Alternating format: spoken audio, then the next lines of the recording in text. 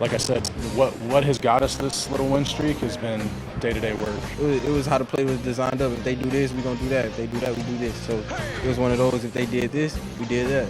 Myself personally, we're all getting older. We're getting more experience. And this team, we're on a new level right now. That's feeling good, though.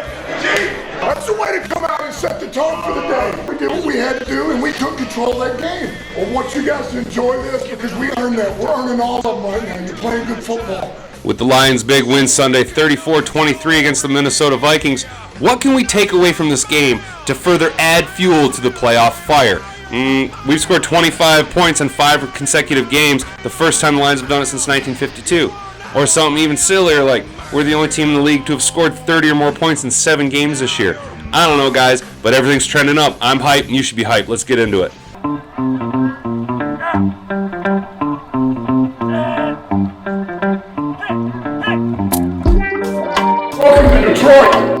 Welcome back. As you guys know, I'm Hat and Beard. Before we get too far down the line, go ahead and do me a favor. Click like on this video, subscribe to the channel, and ring the bell so that you never miss out on any future content. That'd be really dope, and I appreciate it. Now that's out of the way, let's get into fun stuff.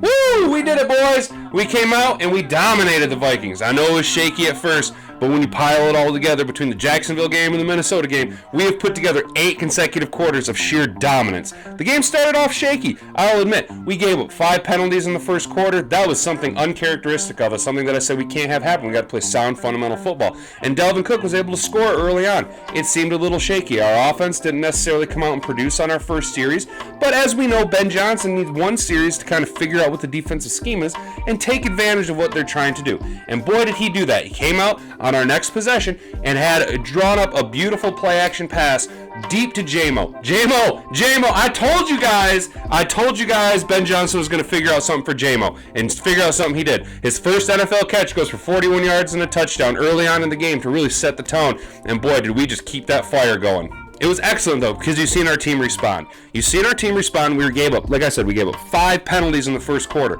We finished the game with only 7 penalties, so we were able to clean that up. It's one of the things I love about this team is how we're able to adapt and make adjustments in game. When you look at Dalvin Cook was having a successful first couple of series with the Vikings, and then we came out and we shut him down. Yeah, he had the touchdown run, but he finished the game with 23 yards on 15 carries. He averaged 1.5 yards a carry, which for Dalvin Cook is an all-time career low.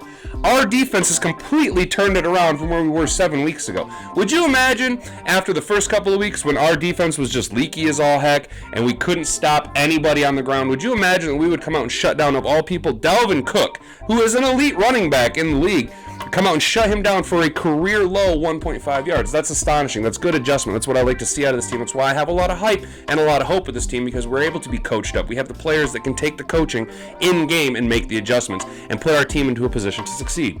Certainly, we didn't want them to come in here and win the division at our place either, But there's more to it than that. It still goes back to making the plays that you have to make, playing clean football. Don't turn it over. Get you a takeaway. Reduce the penalties, which we weren't great on, but we were good enough. Let's talk about the defense, because the defense has set the tone the last 7 weeks for our team, guys.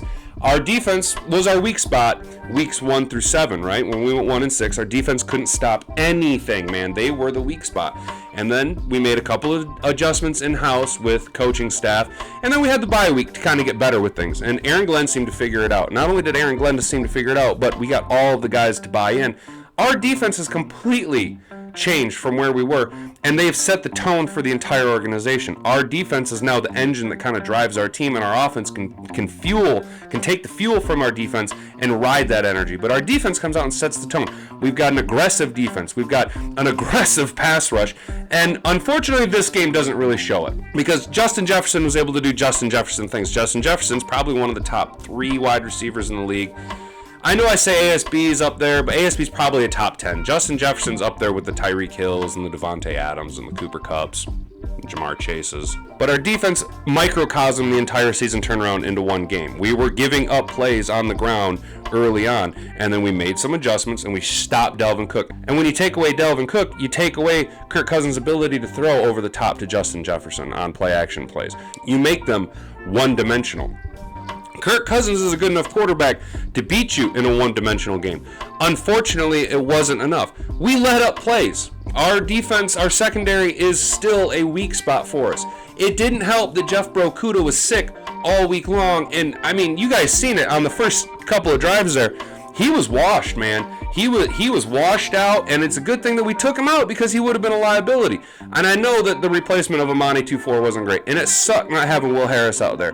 But Mike Hughes and Jerry Jacobs really played lights out the majority of the game. I know Justin Jefferson had a career and franchise-setting game with 223 receiving yards.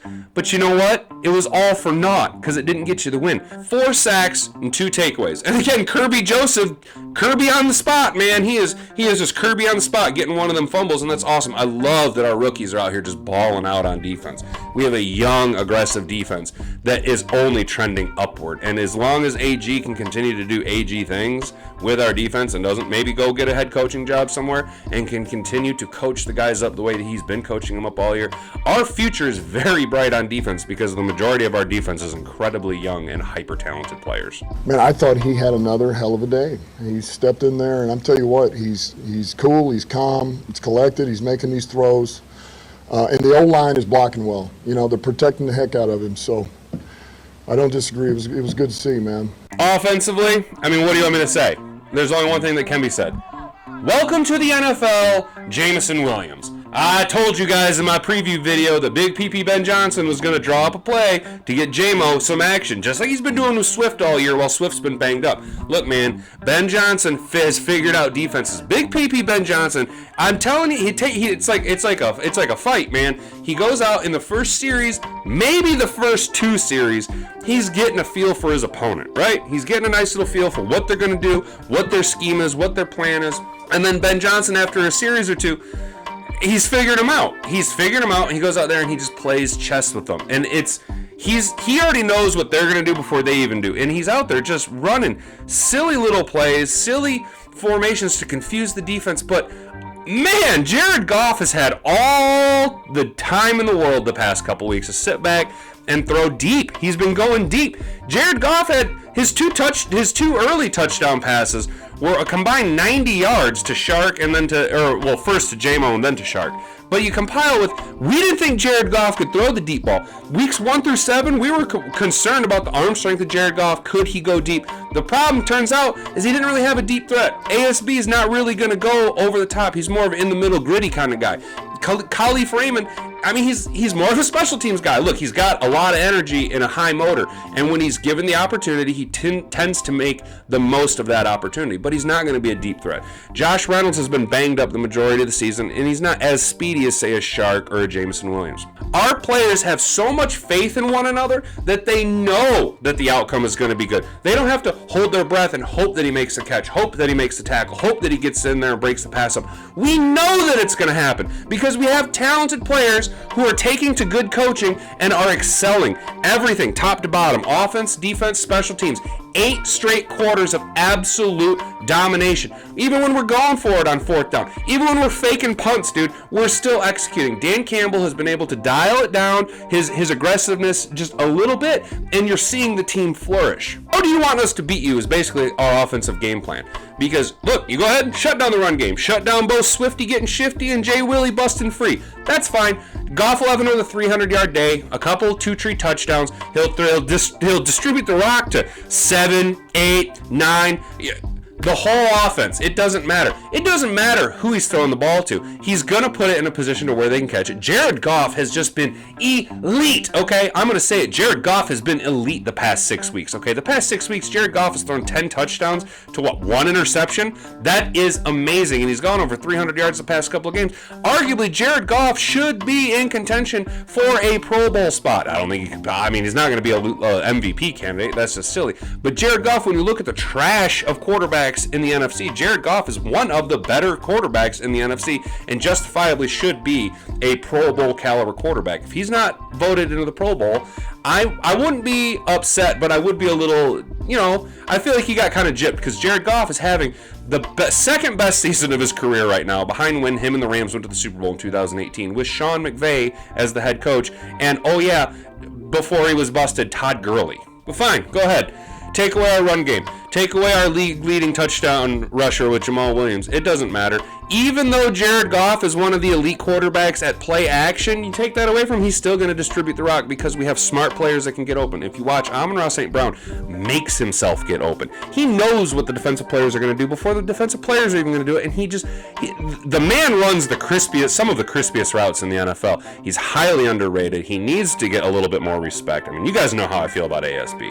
But ASB, and now the emergence of JMO, man, our offense is it's looking scary, fellas. It's looking so scary, and I love it. I'm here for all of it. Finally, the one last thing I'd like to talk about is Dan Campbell and Big PP Ben Johnson trolling TJ Hawkinson. Hawk had, 6 catches for 67 yards? He dropped a beautiful one right on the sideline there. I'm pretty sure that when he dropped that pass, you could hear the whole stadium start laughing. Like, ah, ha, ha! There he is!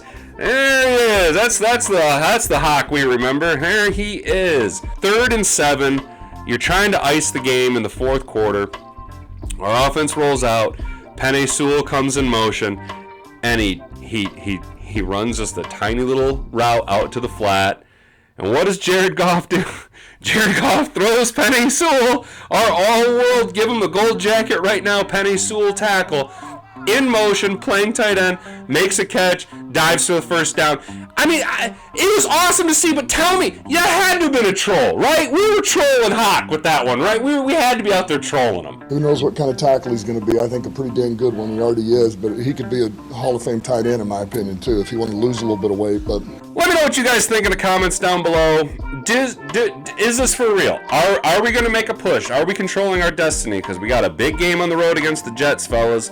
We got a big game on the road against the Jets, and I'm telling you, the Jets nobody wants to play the Lions right now. Nobody wants to play the Lions. We're hot, we're angry, we're young, we got a volatile offense, and we got a defense that's willing to pin their ears back and come and just eat your quarterback's lunch, dude. Are we for real? Is this legit? Drop a comment down below. What did you like about the game?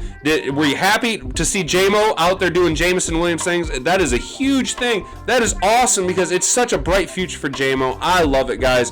I'm very excited about how this team's trending. If we don't make the playoffs, I'm still going to be happy with the production that our team has put into it in year 2. The growth we've seen both out of our personnel and our coaching staff. Things are trending upwards. We need to do everything we can to keep Ben Johnson as our offensive coordinator and ideally keep AG as our defensive coordinator because everything's clicking right now. Everybody seems to have the same vision, the same goal. They all understand each other's communication. Everybody's on board. Players, staff, fans, top to bottom. We're all here for you, boys.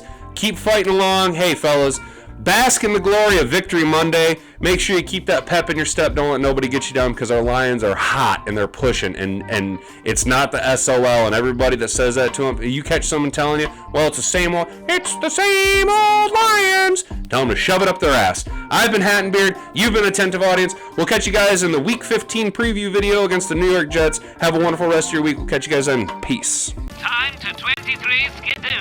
Or should I say 69 Skidoo.